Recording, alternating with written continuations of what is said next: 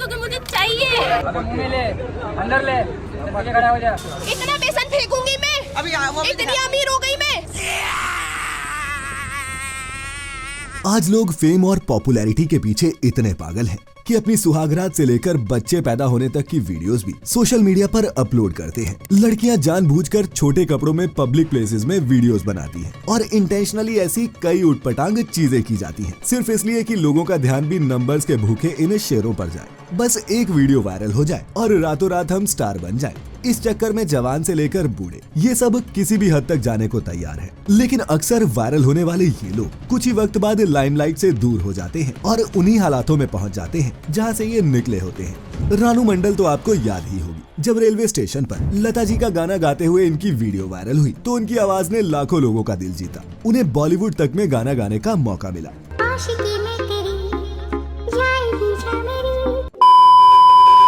इसी तरह कच्चा बादाम वाले भुवन बड़याकर हो या फिर बाबा का डाबा के बाबा का वीडियो, जब इन लोगों के स्ट्रगल दिखाते हुए इनके वीडियोस वायरल हुए तो कई लोग इनकी मदद के लिए आगे आए। लेकिन सच ये है कि इन सभी की पॉपुलैरिटी टेम्पररी थी और पॉपुलैरिटी को सक्सेस में बदलना हर किसी के बस की बात नहीं होती। डिंचक पूजा, सहदेव दिरदो, विपिन साहू, डब्बू अंकल, लिस्ट एंडलेस है। और ये सभी एग्जाम्पल्स हमें ये बताती हैं कि वायरल फेम पाना तो आसान हो सकता है, लेकिन उसे बनाए रखना और लंबे समय तक टिके रहना एक बहुत मुश्किल टास्क है। तो सोशल मीडिया की इसी गेम को डिकोड करेंगे आज की हमारी इस वीडियो में, जिसका टाइटल है the dark reality of social media fame.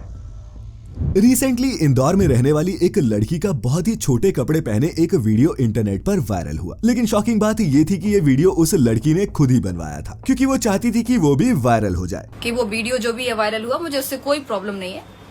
दूसरा है कि ऐसे कपड़े बहुत सारे लोग पहनते हैं। रही बात पब्लिक प्लेस की, तो पब्लिक प्लेस में ही लोग पहनते हैं। घर में तो लोग कैसे रहते हैं वो आपको भी पता है, पहनते हैं नहीं पहनते हैं, राइट। और ये उसका पहला ऐसा वीडियो नहीं था, यहाँ तक कि उसका कहना था कि उसने कुछ गलत नहीं किया और वो पुलिस से भी नहीं डरती। इसी तरह कुछ महीने पहले बिहार के रहने वाले राजा ब्लॉग ने अपनी मंगनी से लेकर शादी और हनीमून तक की वीडियोस को अपने यूट्यूब चैनल पर अपलोड कर दिया, जिसे देख लोगों को समझ ही नहीं आया कि उन्होंने शादी की वीडियो बनाई है या फिर वीडियो के लिए शादी की है। लोगों ने उन्हें जमकर ट्रोल किया, लेकिन अपनी इन्हीं हरकतों की वजह से उनका नाम अब हर कोई जानता है। सो इनके लिए if it works it works.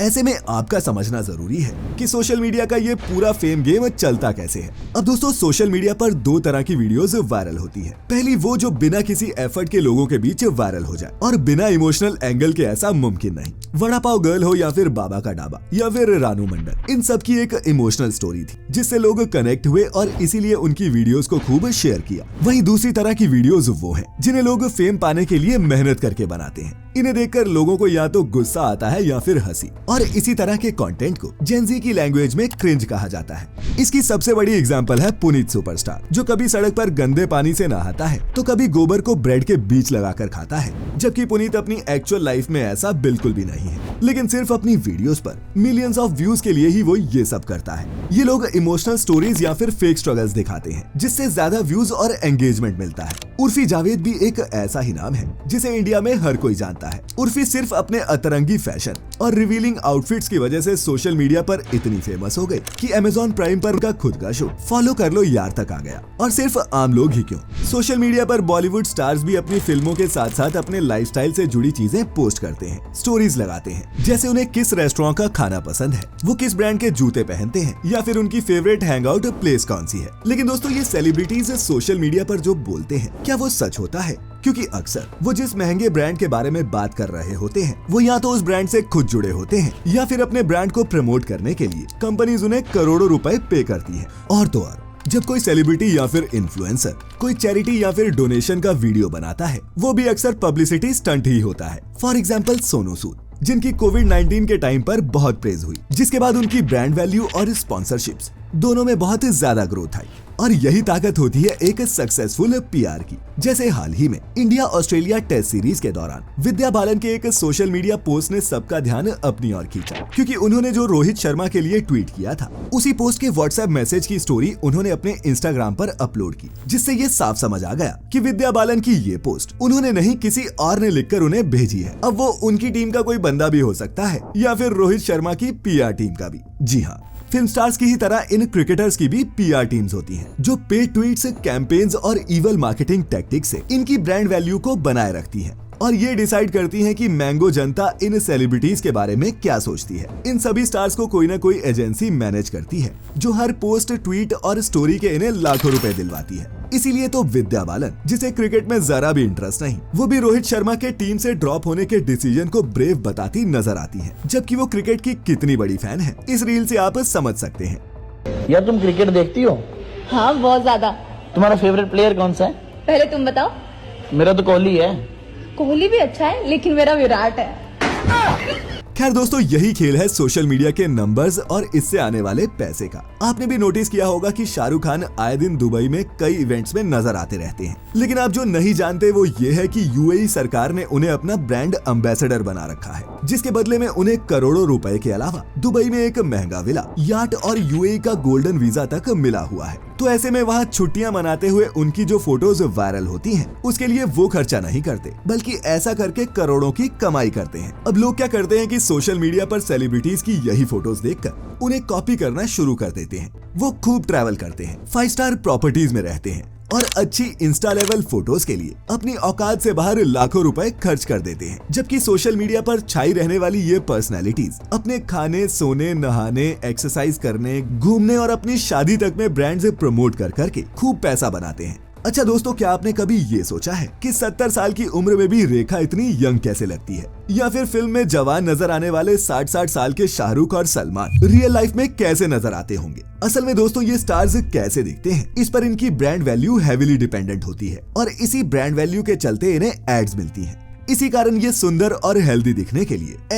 ऐसी तिगड़में लगाते हैं जिनके बारे में आपने कभी सुना भी नहीं होगा। लेकिन दोस्तों, ये फिल्म स्टार्स हैं और इन्हें एक्टिंग आती है। ये अपनी एक्टिंग के बूते पॉपुलर हैं और रहेंगे भी। लेकिन जो इंस्टा पर वायरल रील के बूते स्टार बनते हैं, अगर उनके पास कोई ढंग का टैलेंट ना हो तो उनकी पॉपुलैरिटी इन सेलेब्स की तरह लॉन्ग लास्टिंग नहीं होती। अब आते हैं हमारी वीडियो के सबसे बड़े सवाल पर कि क्या सच में सोशल मीडिया से मिलने वाले फेम से फायदा होता है? तो इसका एक सीधा जवाब है कि हाँ, फेम मिलने से फायदा तो होता है, बट ये फायदा बहुत शॉर्ट टाइम के लिए होता है। ये पूरी तरह से उस इंसान पर डिपेंड करता है कि वो उस फेम को कैसे यूज करता है। जैसे जब वड़ा पाव गर्ल चंद्रिका दीक्षित अचानक से फेमस हो गई और उसकी दुकान के सामने लोगों की भीड़ लगने लगी, तो वो उसे संभाल नहीं पाई, जिसके चलते लोगों से उसकी लड़ाई होने लगी। कभी वो दूसरे दुकानदारों से लड़ती तो कभी गवर्नमेंट ऑफिशियल से, जिसके चलते जो लोग उसे पहले सपोर्ट करते थे, बाद में उन्हीं लोगों ने उसे ट्रोल करना शुरू कर दिया। और जिस दुकान के सामने लोगों की भीड़ लगी रहती थी, वो आज खाली पड़ी है। एक झटके में मिलने वाला फेम आपको कुछ देर के लिए पैसा और नाम तो दिला सकता है, लेकिन वो कब तक रहेगा ये पूरी तरह से आप पर डिपेंड करता है। इसका एक और अच्छा एग्जाम्पल है MBA चाय वाला उर्फ प्रफुल्ल बिल्लौरे, जो एक टाइम पर इसलिए फेमस हो गए थे कि उन्होंने MBA की पढ़ाई छोड़कर चाय बेचना शुरू कर दिया, जिसके बाद प्रफुल्ल को सेमिनार्स में बुलाया जाने लगा, जहां वो लोगों को अपनी कहानी बताकर मोटिवेट करने लगे। यहाँ तक कि प्रफुल्ल ने अपनी दुकान को एक ब्रांड बनाया और उसकी फ्रेंचाइजी लाखों में बेचना शुरू कर दिया, वो भी इस प्रॉमिस के साथ कि हर दिन उन्हें 10,000 का प्रॉफिट होगा। पर हुआ ठीक इसका उल्टा और आज उनके ज्यादातर आउटलेट्स बंद पड़े हैं। अब चाय की बात हो और नागपुर के फेमस डॉली चाय वाला की बात ना हो, ये कैसे हो सकता है, जो आज इतने फेमस हो चुके हैं कि बिल गेट्स तक उनकी चाय के मुरीद हैं और अब वो अपनी चाय की दुकान से ज्यादा इंस्टाग्राम रील्स पर ही नजर आते हैं। पर यही उनके डाउनफॉल का सबसे बड़ा कारण भी बन सकता है, क्योंकि इन सभी लोगों की स्टोरीज को गौर से देखेंगे तो पता चलता है कि ये लोग अपने काम या फिर स्किल की वजह से कम और अपने तरीकों और हालात की वजह से फेमस ज्यादा हुए हैं। जैसे प्रफुल्ल इसलिए फेमस नहीं हुआ कि वो कितनी अच्छी चाय बनाता, बल्कि इसलिए कि पढ़े लिखे होने के बाद भी वो चाय बेच रहा था। इसी तरह डॉली, जो आज दुबई की सड़कों पर महंगी गाड़ियों से घूम रहा है, उनकी चाय में कुछ खासियां अलग नहीं है, बल्कि उनके चाय बनाने का तरीका और उनके कपड़ों का स्टाइल बाकी लोगों से डिफरेंट था और इसी ने लोगों का ध्यान अपनी ओर खींचा। लेकिन आज उसकी चाय की टपरी बंद पड़ी है, क्योंकि वो अब चाय की जगह रील्स बनाने पर ज्यादा फोकस कर रहा है। लेकिन जैसे ही कोई नया चाय वाला मार्केट में कुछ नया लेकर आएगा, डॉली भी अपने आप अपनी चाय की टपरी पर लौट आएगा, बिल्कुल वैसे ही जैसे बाबा के डाबा वाले अंकल लौट आए। मतलब साफ है कि अगर आपको खुद को सोशल मीडिया की मार्केट में बनाए रखना है तो कुछ ना कुछ नया करना ही पड़ेगा, फिर चाहे वो नकली डेथ हो या फिर डाइवोर्स के र्यूमर्स।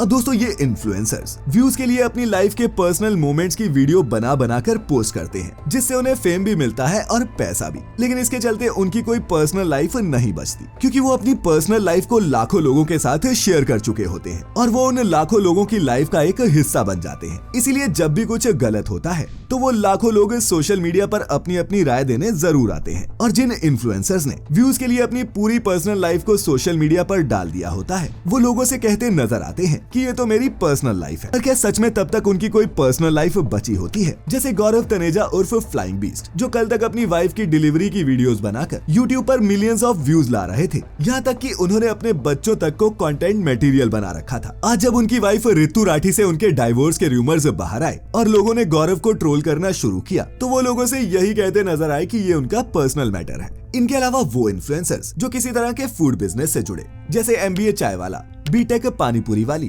कुल्लड़ पिज्जा कपल और ना जाने कौन कौन, एक वक्त ये इतने वायरल थे कि इनकी हर वीडियो में मिलियंस ऑफ व्यूज आते थे और इनकी दुकान के सामने भीड़ लगी रहती थी। पर अब इन्हें कोई पूछता तक नहीं। जबकि इन्हीं की तरह चाय का बिजनेस करने वाले चाय सुट्टा बार के ओनर अनुभव दुबे आज करोड़ों का रेवेन्यू जनरेट कर रहे हैं, क्योंकि अनुभव ने रील बनाने से ज्यादा अपने बिजनेस को बेहतर करने पर फोकस किया, जिसके चलते वो आज एक सक्सेसफुल बिजनेसमैन बन चुके हैं। खैर, ऐसा भी नहीं है कि ये फेम किसी काम का नहीं। अगर सोशल मीडिया के फेम को सही से इस्तेमाल किया जाए तो ये एक आम आदमी को भी बड़ा सेलिब्रिटी बना सकता है। भुवन बम इस मामले में बेस्ट एग्जांपल है, जो कल तक अपने फोन से वीडियोस बनाते थे और आज इतने सक्सेसफुल हो चुके हैं कि अपना खुद का प्रोडक्शन हाउस चलाते हैं। लेकिन इसके बाद भी लोगों को उनके बारे में उतना ही पता है जितना वो लोगों को बताना चाहते हैं। दोस्तों, हमें समझना होगा कि सोशल मीडिया एक बिजनेस है जिसमें लोग अपनी इमेज बेचकर पैसा कमाते हैं। इसीलिए हमें अपनी सेल्फ वर्थ और रियलिटी को सोशल मीडिया के ग्लैमरस इल्यूजन से कंपेयर कभी नहीं करना चाहिए, बल्कि अपनी असल जिंदगी और रिलेशनशिप्स को वैल्यू करना चाहिए,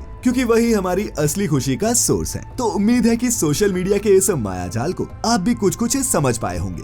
अगर हाँ, तो इसे अपने दोस्तों और रिश्तेदारों के साथ शेयर जरूर करें। हमारी वीडियोस देखते हैं, पसंद करते हैं तो चैनल को सब्सक्राइब और फेसबुक पेज को लाइक जरूर करें, ताकि हम भी अपनी सोशल मीडिया गेम को बेहतर कर सकें। खैर, फिर मिलेंगे किसी ऐसी ही इंफॉर्मेटिव वीडियो के साथ। तब तक के लिए आपका बहुत बहुत शुक्रिया।